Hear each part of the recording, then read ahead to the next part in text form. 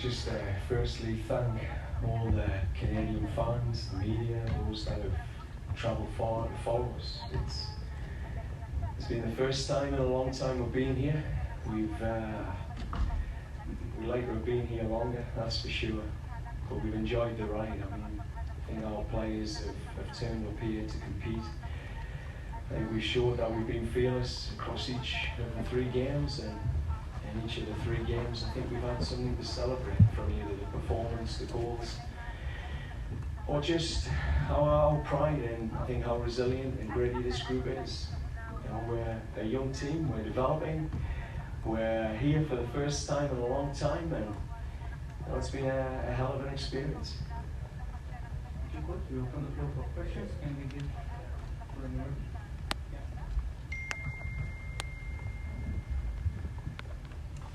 Hey John, Derek Grant. Yeah, Derek Grant, he's supposed to be here.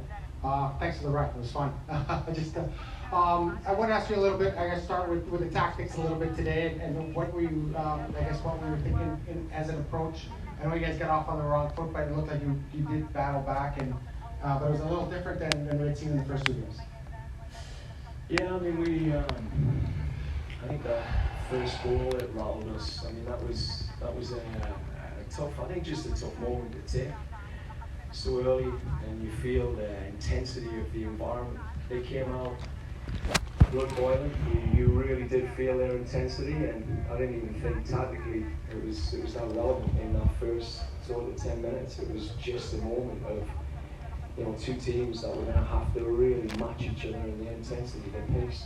So I think, you know, when you look at the tactics for the game, we started similar to how we started against Croatia's 4-3-3, similar structure, similar approach, you know, looking for the same sort of outcomes with the plans to adapt tactically through the half. And I think, like I say, we battled for a period. I think we were on the ropes for periods in the first 20 odd minutes, but we came back, we adapted.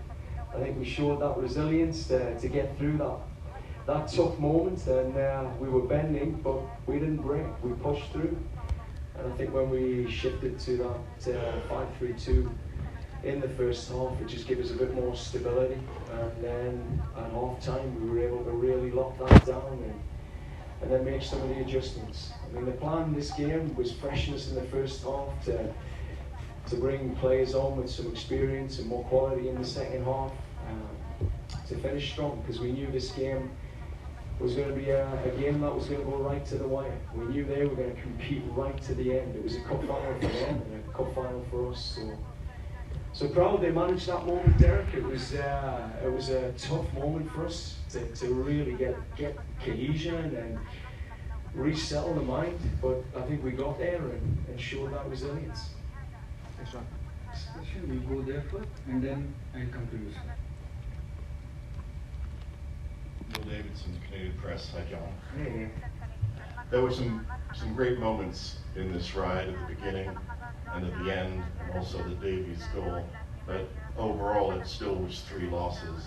Was this just part of the learning experience of being there? Did we see the best of Canada? I think there's been some big moments, really big moments. I think as a football country, we can be definitely proud of the performances. I think the external world, you know, talking strongly and positively about Canada and our performances. I think, you know, we showed up, and in every game, I think we're front-footed and fearless in how we played. That was a big part of the DNA this group wanted to show. I think when you talk about, you know, that opportunity to grow through a tournament, that's part of it. This is the first time we've been here since 36 years. We're playing a Moroccan team that's been to multiple World Cups and found their first way out of the group stage this season. And that's with players with Premier League, Champions League experiences across the whole team.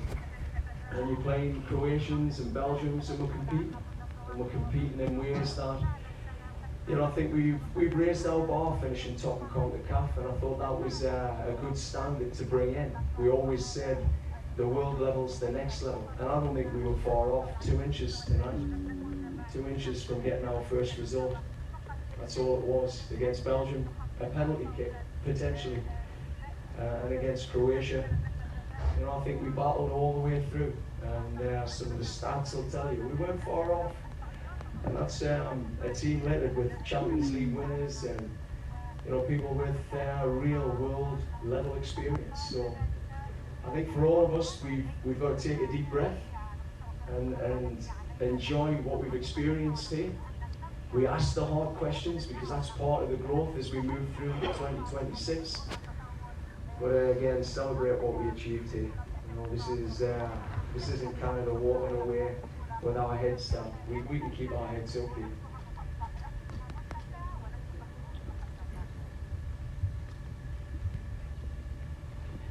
John Christian Jack, One Soccer.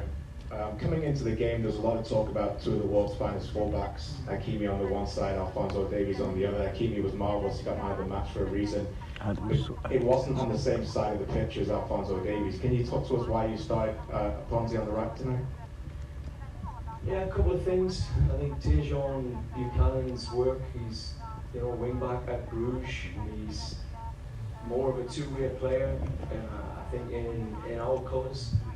I think Fonzie, we like him to be more explosive. We like him to play higher up the pitch. We wanted to have that right foot coming in off the line. If you look at the goals that Morocco concede, they haven't conceded in, I think, 6 games, or particularly in this tournament, they haven't conceded until tonight. So we knew, you know, that work in the byline would be difficult to be able to deliver crosses and try and find the opportunities. So there was something about trying to get Fonzie released on the inside, onto his left foot, coming inside, to be able to take opportunities, top of the box, and the same for Tejan as well. There was we'd seen some gaps in, you know, what they would leave in games on that inside channel. So, you know, there was a tactic there, but there was also Fonzie matching up against his clubmate, and something that he was really excited to go towards as well. And I think when you look at some of our sort of statistics on the left side, we had a lot of goals coming from that left side, you know, in our build-up to this tournament. So I think, you know, with Tejan's commitment to do that double work, I think he had a hell of a game tonight.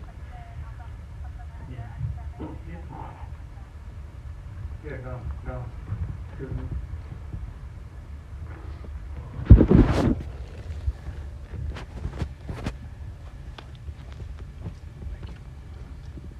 Hi, John. Peter Galindo, Sportsnet. We saw Alistair deployed kind of like as an inverted fullback, mostly in that second half. What did you make of him in that role and his adaptability? And I guess as a follow-up on Alistair, is the next big task for this team leading into 2026 getting more players into that tier 1 or top tier environment? You know, I think that's a great question, Peter, and I think, you know, for all of us, that's one of the big questions that we've got to keep answering as a country, and we're on that journey. You know, the more players that are able and the experiences that we can get as a team, you know, playing that level of opposition. You've got to realise we came into a World Cup. Our first game outside of Europe for 4 years was Qatar and Uruguay. Our first game against teams in the top 10 was over a decade ago. But now teams will want to play Canada. Teams will invite Canada to play us. This is what we wanted to do in this tournament. Now our players have been seen. Our coaching staff's been seen. We know that people around the world are looking at this country saying, wow, they've got some good, young, talented players. You know, we know Alistair's career is going to be on a real positive trajectory. I thought, again, he's one of the most astute, tactically flexible, and you've seen our whole system's been built around our attacking system, around Alistair's flexibility to be able to shift from a back 3 to a back 4 in an attacking defence. And then his ability to cross the ball, which we would like to have got him further forward at times, and he did in the second half. But you know, that inversion tonight was all about trying to create Richie Laryea the space he wants and needs. And again, I think Ali is just one of the many that are going to benefit from performances in this World Cup. Again, you can be proud of what he did. Thanks, John. Thank you.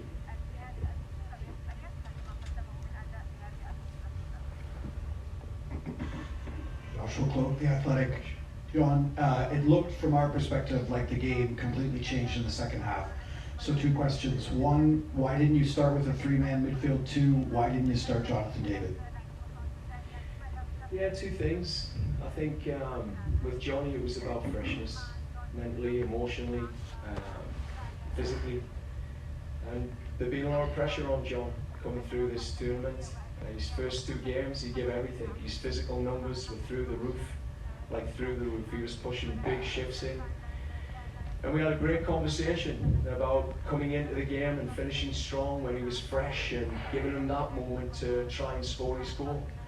You know, with Johnny, game against Mexico and the Ice Tecker, Johnny didn't start that game. Carl was the starter, playing with a 2-man midfield as we do, that we can adapt from a 5-3-2 at times to a 5-2-3 to a 4-4-2. So I think with always trying to get as many wide players, deployed players that can play inside with double width, it's difficult to play that extra midfield. And when I look at the quality around my team, you always see quality in areas that you're trying to ensure we're on the front foot with our attacking quality first. So I think with Jonathan, I thought he was deployed well tonight. I thought that was, our goal was to finish strong. We felt in the first 2 games, we didn't finish strong enough in the first 2 games. We felt we needed more quality coming in. We felt we needed more leadership, which was Atiba, who also needed freshness. And we knew Morocco were going right to the wire. They had to win or draw this game. So we knew the second half was going to be as important, if not more important, than the first. So in terms of the 3-man midfield, we had a plan to adapt after the first 20, to adapt into that 5-3-2, and we went there and we adapted in, and I think it sort of made a difference. But as I say, I think when you take a goal in the manner we did, there was a mental, emotional hit. You could feel it with the intensity of the crowd, and it was tough. It was tough to rein the guys in. It was tough to get us refocused back to being tight and on page. So, when we did, I think we showed exactly the levels we can play at. Here again. And before we go to the next question, there is a question from the virtual stream. So I take that question and then I'll go to you. You can have your question now. Yeah. Thank you. Hi, John. Chris Jones from the CDC.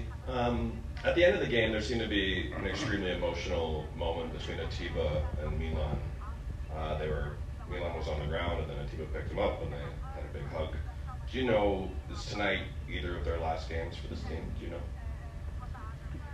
I think it's, if you were to say what are the stars saying, for Atiba, I think there's, for him, he wanted to go out at this tournament. This was maybe his last tournament in his mind, but I think you see him performing out there. You watched him for that 30 minutes and being able to come in with that sort of warrior spirit. And then you've got to look at our depth chart, the pipeline. You've got to look at what's coming through that system. If he's still playing at Besiktas for the rest of the season, there's a transitioning phase, I think, for any player to make sure that, again, his presence off the pitch, his leadership is something it's special. When he speaks, people really listen. And we use him in different ways in the environment. So it's difficult to say. I mean, he has to answer that question as a coach. I mean, I'm not here to answer that for him. But whatever decision he makes, he'll be sorely missed around the environment on the field as he showed tonight. And Milan? Oh, I think Milan's he's a warrior. I mean, goalkeepers they have a pretty longer playing careers and a bit of longevity. I think while he's still playing Europa League, Champions League with Red Star Belgrade, I think he's always going to be in contention and selection. Again, it comes down to the depth charts. The challenge is for all our keepers to try and push to that next level where they're getting Champions League, Europa League experiences. So I think for Milan, I don't see that in his stars, and again, you'd have to ask him. Can we go to the virtual studio? But you can have a look at this tab.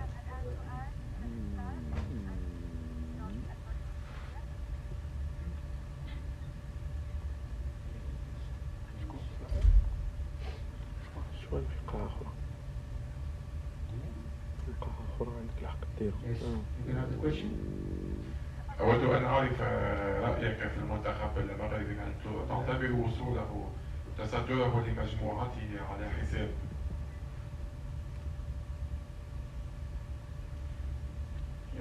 Okay, in English, I would like your opinion about the Morocco team. Did him can go in the semi-final or the quarter-final in this tournament? Yeah, when you look at the quality in that Moroccan team, as I say, it's a very experienced lineup. I mean, these guys played at the top levels, some still playing in Serie A, around Europe, and PSG, Champions League experiences. This is a top team, and they've got World Cup experience now. They've been to a few events that I think put them in a situation where they've got the mentality. You can see it. They've got a mentality, a spirit. They've been here before. They understand what it's going to take.